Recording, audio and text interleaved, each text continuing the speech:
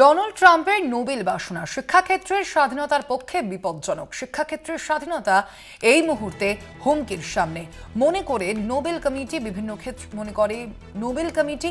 আমরা বিষয়ে বিস্তারিত জানবো। আমাদের সঙ্গে এই মুহূর্তে সরাসরি নিউজরুম থেকে রয়েছেন প্রতিনিধি দুর্গা দাস বন্দ্যোপাধ্যায়। দুর্গাদা, এ বিষয়ে ঠিক কি মনে করা হচ্ছে?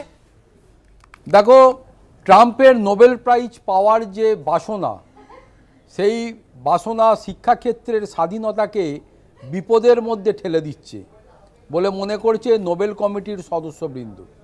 আজকে তারা একটা উদ্বেগ প্রকাশ করেছে, তারা কিছু স্টেটমেন্ট তাদের সেটা সামনে এসেছে।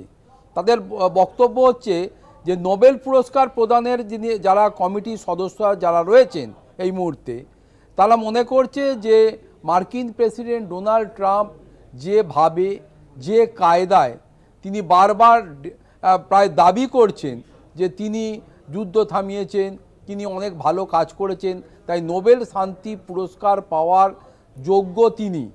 কিন্তু নোবেল শান্তি পুরস্কার তাকে দেওয়া হবে কি না এটা ভেবে দেখবে বা এটা সিদ্ধান্ত নেওয়ার ক্ষমতা যাদের হাতে রয়েছে সেই নোবেল কমিটি এবার বলছে যে শিক্ষার ক্ষেত্রে স্বাধীনতাকে এই মুহূর্তে হুমকির সামনে দাঁড় করিয়ে দিয়েছেন মার্কিন যুক্তরাষ্ট্রের প্রেসিডেন্ট ডোনাল্ড ট্রাম্প। মার্কিন প্রেসিডেন্ট ডোনাল্ড ট্রাম্পের যে সমস্ত সম্প্রতি যে সমস্ত পলিসি তিনি অ্যাডপ্ট করেছেন, যে সমস্ত ভাবনা চিন্তা বিশ্বজুড়ে বিজ্ঞান ও শিক্ষা জগৎকে তিনি যেভাবে যেদিকে যে খাতে বইয়ে নিয়ে চলেছেন তা কিন্তু যথেষ্ট ক্ষতির সম্মুখীন করে তুলবে বিশ্বের আপামর জনতাকে।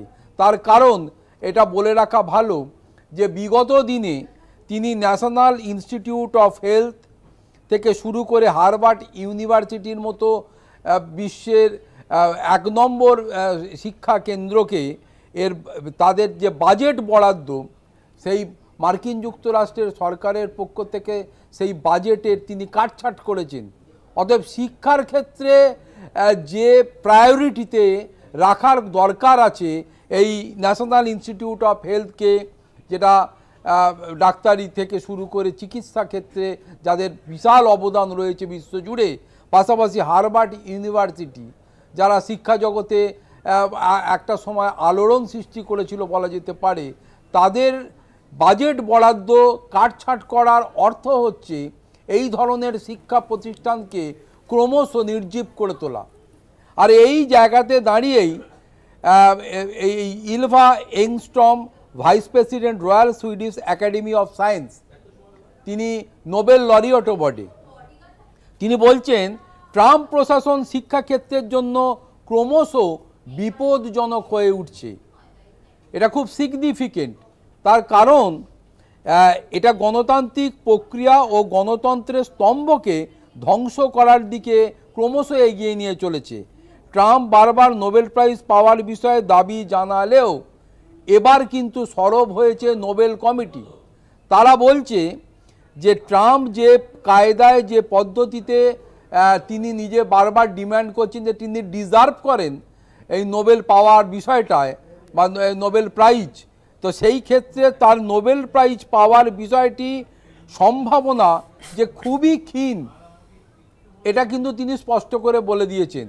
ফলে সময় যত গড়াচ্ছে আগামী 10ই অক্টোবর নোবেল যে কমিটি প্রাইজ কমিটি রয়েছে তারা এই বিগত দিনে যারা এই সমাজে শিক্ষার জগৎ থেকে শুরু করে বিজ্ঞান থেকে শুরু করে শান্তির ক্ষেত্র থেকে শুরু করে বিভিন্ন বিষয়ে যারা নমিনেটেড হয়েছেন তাদের মধ্যে থেকেই তারা যেভাবে ঠিক করেছেন বা করবেন সেটা কিন্তু তারা স্পষ্ট করে বলে দিলেন যে কারুর হুমকি, কারুর ধমকানি বা চমকানিতে তারা মাথা নত করবে না।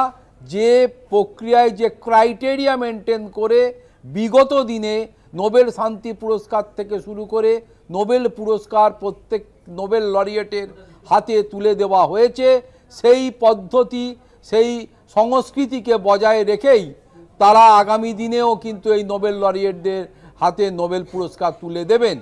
সেক্ষেত্রে ট্রাম্পকে যে তারা ধর্তব্যের মধ্যে বা লিস্টের মধ্যে রাখছেন না বা তার থাকার সম্ভাবনা যে খুবই কম, কারণ ট্রাম্প যা যা কিছু করেছেন তার ওপর ভিত্তি করে যে তাকে নোবেল প্রাইজ দেওয়া যেতে পারে না, এটা কিন্তু স্পষ্ট করে দিয়েছেন এই নোবেল কমিটির সদস্যরা।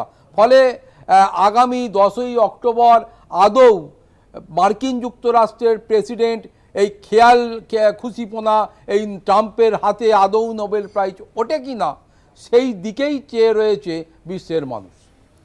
ধন্যবাদ তোমায়। আমরা কথা বলছিলাম, আমাদের সঙ্গে সরাসরি ছিলেন প্রতিনিধি দুর্গা দাস বন্দ্যোপাধ্যায়।